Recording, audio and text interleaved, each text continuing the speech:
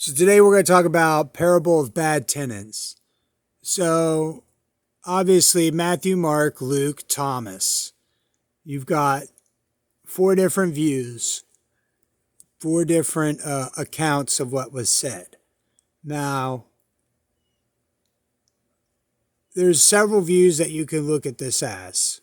There's some people say spiritual, higher, all this other stuff. But the most important part is there's a vineyard owner. So say there's a guy who works 40, 50 years of his life to be able to get a vineyard going. He digs up the vineyard, the wine press, builds a tower, does all this stuff. And is like, you know what? I'm going to go on a vacation for a while. And I'm going to have these guys that maybe they became tenants, slaves, whatever. However, they became renters. Maybe they don't rent. Maybe that they're there to stay as long as they take care of the property. But they're supposed to be giving this guy his fruits in its season. So maybe he's got like another place where he turns the grapes or whatever into wine to be able to sell to customers. So he sends these servants. Well, here's probably what happened.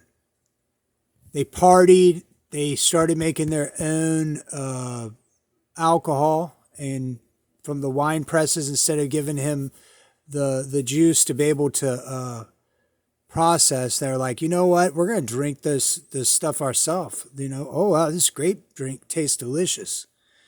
And they drink up all this product and like, oh, we don't have any of this stuff.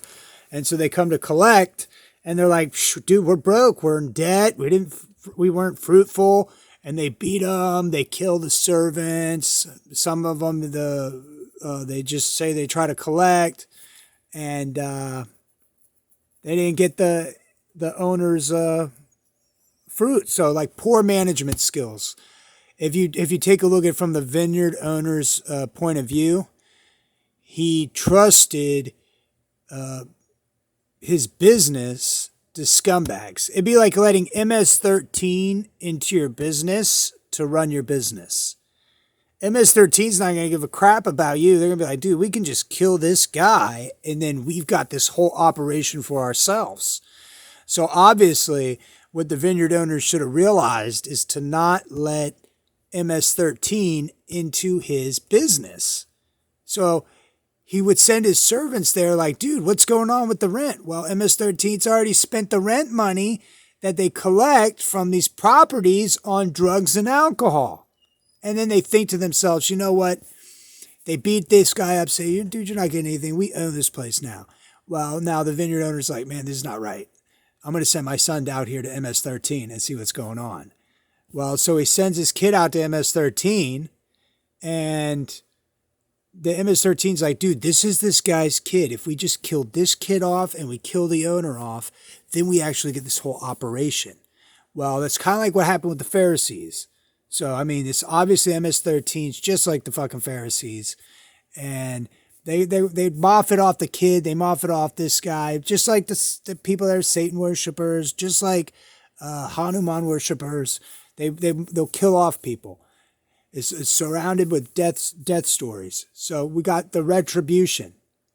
So if they couldn't moffat the owner, but they killed his son, and maybe they got him involved in like MS-13 or whatever, the owner's going to come and he's going to want retribution because they drank all the wine or whatnot from that vineyard, or maybe it's rental properties, and these guys are supposed to be managing the rental properties, but they use the rental property money for themselves.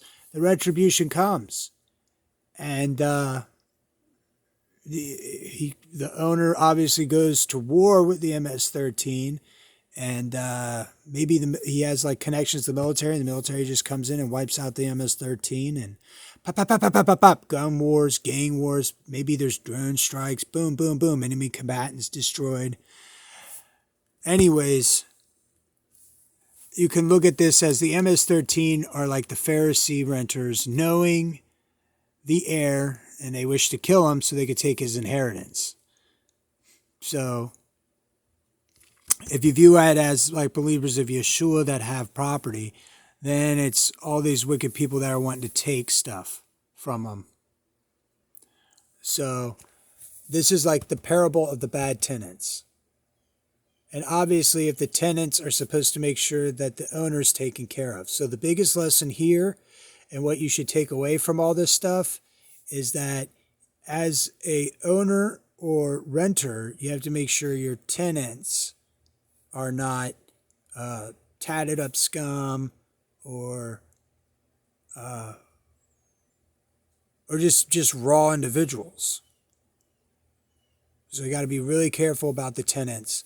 And obviously, you don't want to show your sons off. This is like a big lesson, because obviously if they see someone and they know that they're supposed to inherit what you have, they're obviously going to target him and try to kill him. I mean, history repeats itself. I mean, we go over history on all this stuff.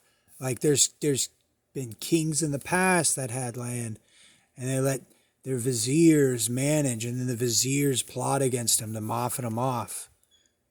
So